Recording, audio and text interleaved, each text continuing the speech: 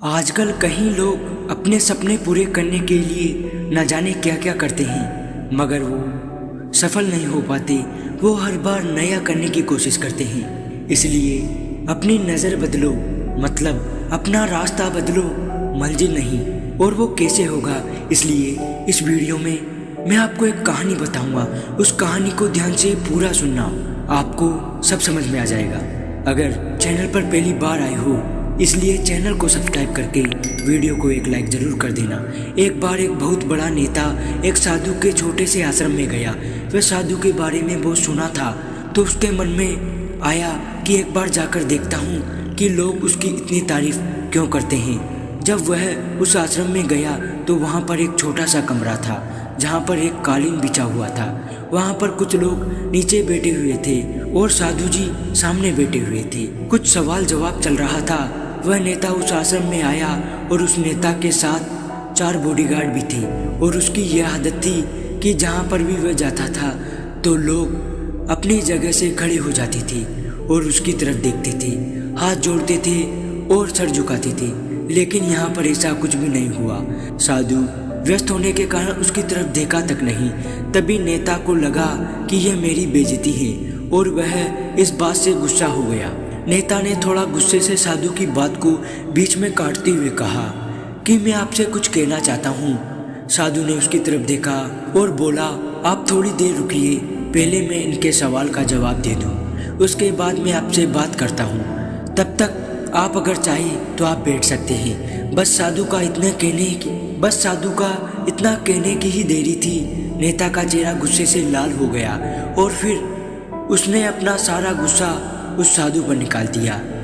अभी तक वह नेता बहुत तमीज से आप करके बात कर रहा था, लेकिन जब वह तू तड़ाक पर उतर आया, नेता ने उस साधु को कहा, तुझे पता भी है मैं कौन हूँ और तू किससे बात कर रहा है। साधु ने उसकी तरफ देखा और कहा, मुझे इससे कोई फर्क नहीं पड़ता कि आप कौन हैं, लेकिन आप जो कोई भी हैं, अगर आप चाहते हैं कि मैं आपके सवाल का जवाब दूं या आप से बात करूं तो आपको कुछ देर रुकना होगा।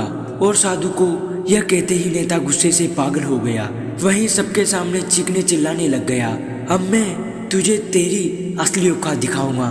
तूने मुझसे पंगा लेकर ठीक नहीं किया, तुझे पता भी है मैं तेरे बारे में क्या सोचता हूँ। साधु ने फिर से नेता की तरफ देखा और बड़े ही प्रेम से कहा, मुझे इससे कोई फर्क नहीं पड़ता कि आप मेरे बारे में क्या सोचते हैं, आप जो चाहे वह मेरे बारे में सोच सकते हैं। फिर नेता ने उससे कहा कि तू चाहे सुनना चाहता है या नहीं, लेकिन मैं तुझे यही सबके सामने बताऊंगा कि मैं तेरे बारे में क्या सोचता हूँ। तू कोई साधु नहीं है, तू एक बहुत ही घटिया इंसान है, तू ढोंगी है, पाखंडी है और यहाँ पर जितने भी लोग हैं उन सबको बेवकूफ़ बना रहा है। तेरा बस एक ही मकसद है, लोगों की जेब में जितना भी पैसा है वह सब तेरे पास आ जाए। तू अपने फ़ायदे के लिए इन लोगों को इस्तेमाल कर रहा है और अब मैं तुझे नहीं छोड़ने वाला। पूरी दुनिया के सामने तेरा पर्दाफाश करूँगा। लेकिन उसके इतना बोलने के बाद हल्की सी मुस्कान उस साधु के चेहरे पर बनी। यह देखकर वह और भी तिलमिला गया और उसने कहा कि अब बहुत हो गया, अब मैं 1 मिनट भी नहीं रुकने वाला।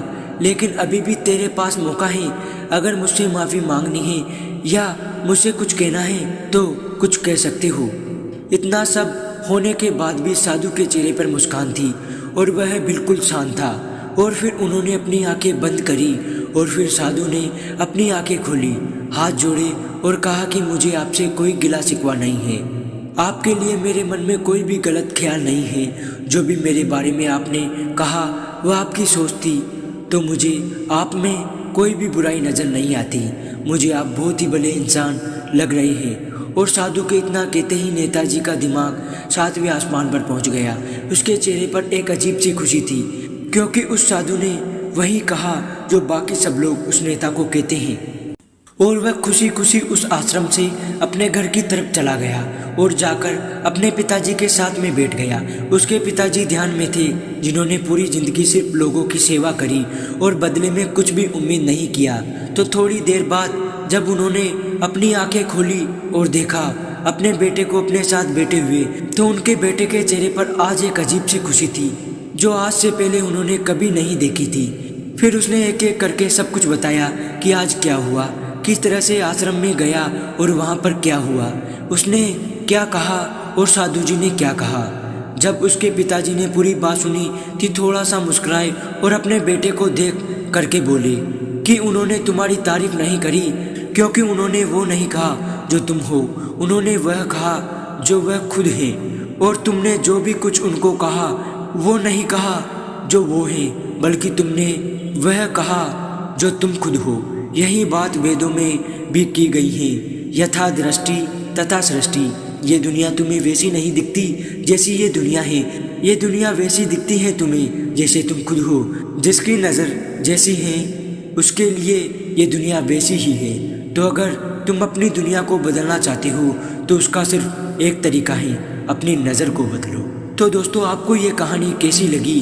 अगर कहानी पसंद आई तो वीडियो को लाइक करके नीचे कमेंट में जय श्री राम जरूर लिख दे। जय हिंद, जय भारत।